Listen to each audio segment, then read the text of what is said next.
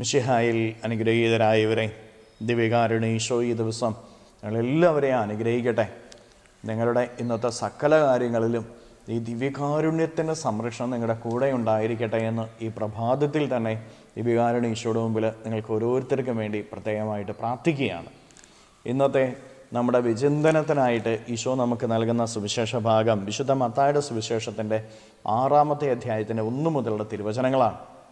ഈ വചനം നമ്മൾ വായിച്ച് ധ്യാനിക്കുമ്പോൾ നമ്മൾ മനസ്സിലാക്കേണ്ട ഒരു കാര്യം, നോമ്പെന്ന് പറയുന്നത് ഒരു പ്രകടനമല്ല, പരിവർത്തനമാണ്. കുറേ പ്രകടനങ്ങൾ കാട്ടിക്കൂട്ടാനുള്ള, മറ്റുള്ളവരെ കാണിക്കാനുള്ള എന്തെങ്കിലും പ്രവൃത്തികൾ ചെയ്യേണ്ട ഒരു കാലഘട്ടമല്ല, ജീവിതത്തിൻ്റെ പരിവർത്തനത്തിൻ്റെ കാലഘട്ടമാണ് നോമ്പിൻ്റെ കാലഘട്ടമെന്ന് നമ്മൾ ഓരോരുത്തരും മനസ്സിലാക്കിയിരിക്കണം. തിരുവചനത്തിൽ ഈശോനാഥൻ പറയുകയാണ്, മറ്റുള്ളവരെ കാണിക്കാൻ വേണ്ടി ഒരു നന്മയും നീ ചെയ്യരുത്.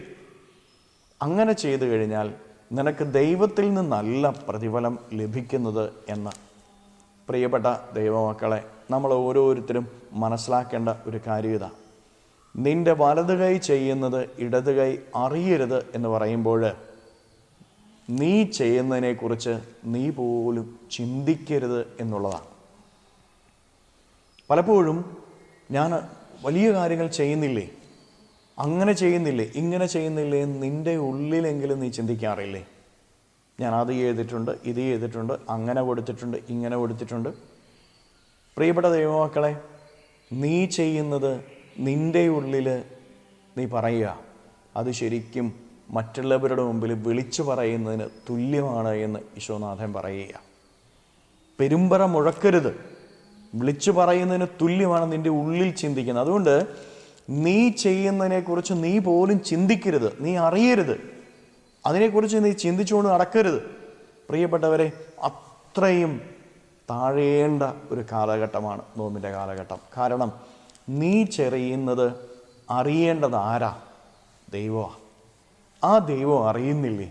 പിന്നെ എന്തിനാ നീ മറ്റുള്ളവരെ കാണിക്കാൻ വേണ്ടി, മറ്റുള്ളവരെ അറിയിക്കാൻ വേണ്ടിയിട്ട് പലതും കാട്ടിക്കൂട്ടുന്നത്?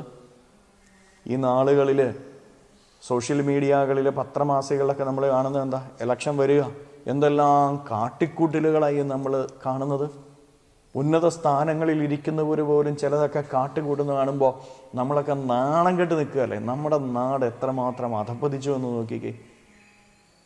അത്രമാത്രം കാട്ടിക്കൂട്ടലുകളുടെ ഒരു നാട്ടിൽ നമ്മളൊക്കെ ജീവിക്കുമ്പോൾ, ഒരു കാലഘട്ടത്തിൽ നമ്മളൊക്കെ ജീവിക്കുമ്പോൾ, പ്രിയപ്പെട്ട ദൈവമക്കളെ, കാട്ടിക്കൂട്ടലുകൾ ദൈവത്തിൻ്റെ പ്രീതി നേടാൻ നമ്മളെ സഹായിക്കുന്നില്ല.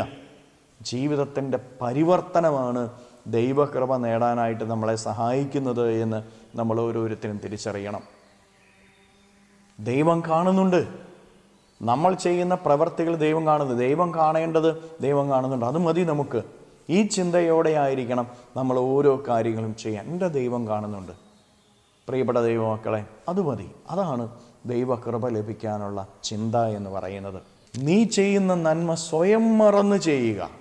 ഞാൻ ആദ്യമേ പറഞ്ഞതുപോലെ, നീ ചെയ്യുന്നതിനെക്കുറിച്ച് നീ പോലും ചിന്തിക്കരുത്.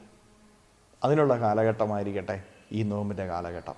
കരങ്ങളെ യാചനയോടെ പിടിച്ച് നമ്മുടെ ഇന്നത്തെ എല്ലാ കാര്യങ്ങളെയും, നമ്മുടെ അധ്വാനങ്ങൾ, ആഗ്രഹങ്ങൾ, സ്വപ്നങ്ങൾ, പോകുന്ന വഴികൾ എല്ലാം ഈശോയ്ക്ക് കൊടുക്കാം. പുതിയ ഒരാഴ്ചയിൽ നമ്മളായിരിക്കുമ്പോൾ ഈ ആഴ്ചയിലെ നമ്മുടെ അധ്വാനങ്ങളെ എല്ലാം കർത്താവിന് കൊടുത്ത് സ്തുതിക്കാം. ഹല്ലേലൂയ, ഈശോയെ നന്ദി. ഹല്ലേലൂയ, ഹല്ലേലൂയ, ഹല്ലേലൂയ, ഹല്ലേലൂയ, ഹല്ലേലൂയ, ഹല്ലേലൂയ, ഹല്ലേലൂയ, ഹല്ലേലൂയ.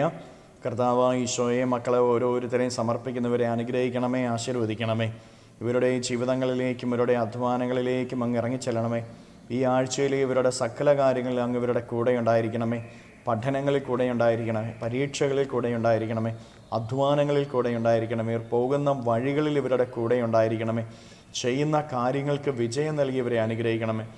തിന്മയുടെ ഒരു ശക്തി ഇവരുടെ കീഴ്പ്പെടുത്തുവാനായിട്ട് ഇടയാകരുതേ. ആപത്തുകളും അപകടങ്ങളും ഇവരിൽ നിന്ന് വിട്ടുമാറട്ടെ. കർത്താവെ, തകർച്ചയുടെ ഇവരിൽ നിന്ന് നിർവീര്യമായി തരട്ടെ. എല്ലാ കെട്ടുകളും ഇവരിൽ നിന്ന് അഴിയട്ടെ. തിന്മ തകരട്ടെ. ഹല്ലേലൂയ, ഹല്ലേലൂയ, ഹല്ലേലൂയ, ഹല്ലേലൂയ.